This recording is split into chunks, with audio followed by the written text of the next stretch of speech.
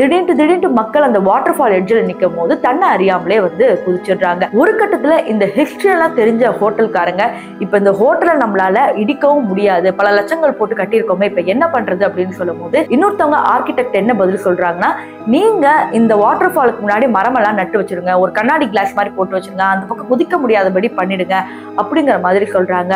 ஆனா அதுக்குள்ள நியூஸ் ஒட்டுமொத்தமா மொத்த கொலம்பியாக்கும் பரவிடுச்சு. இந்த மாதிரி சூசைட் ஹோட்டல் ஒண்ணு இருக்கு, அங்க வாட்டர் ஃபால் கிட்ட போனாவே குதிக்கணும்னு தோணும் அப்படிங்கிற மாதிரி. இந்த இடத்துல என்ன பண்றாங்கன்னா, ஹோட்டல் ஓனரோட பொண்ணு இவங்க பயங்கர பணக்காரங்க, அந்த ஹோட்டலை மேனேஜ் பண்ணிட்டு வராங்க. இதே நேரத்துல விவசாயி ஒருத்தவங்கள காதலிக்கிறாங்க. அவங்க ஒரு ஏழையான விவசாயி தான். இப்ப இருவருக்கும் காதல் நடக்குது. ஆனா அவங்க அப்பா கண்டுபிடிச்சப்ப அந்த ஹோட்டல்லே ஒரு பெரிய பிரச்சனை நடக்குது. நீ இந்த மாதிரி கல்யாணம் பண்ணிக்கூடாது, நான் சொல்ற பையனை தான் நீ கல்யாணம் பண்ணிக்கணும்னு பெரிய பிரச்சனை நடக்குது. ஆனா அந்த பொண்ணை என்ன பண்றதுன்னு தெரியாம அங்கே ஹோட்டல் அரெஸ்ட், அதாவது நம்ம ஹவுஸ் அரெஸ்ட்னு சொல்லுவோம்ல, அதே மாதிரி ரூம்ல போட்டு அடைச்சிடுறாங்க. அதே மாதிரி அந்த பொண்ணு உடைச்சிட்டு பேக் எல்லாம் எடுத்துட்டு வந்துட்டு எப்படி இறங்குறது தெரியாம அந்த வாட்டர் ஃபால் எட்ஜில் பார்த்து அவங்களும் குதிச்சிடுறாங்க. அடுத்து இவங்களை தேடி வந்த காதலனும் அதே மாதிரி வாட்டர் ஃபால் கீழே குதிச்சிடுறாங்க.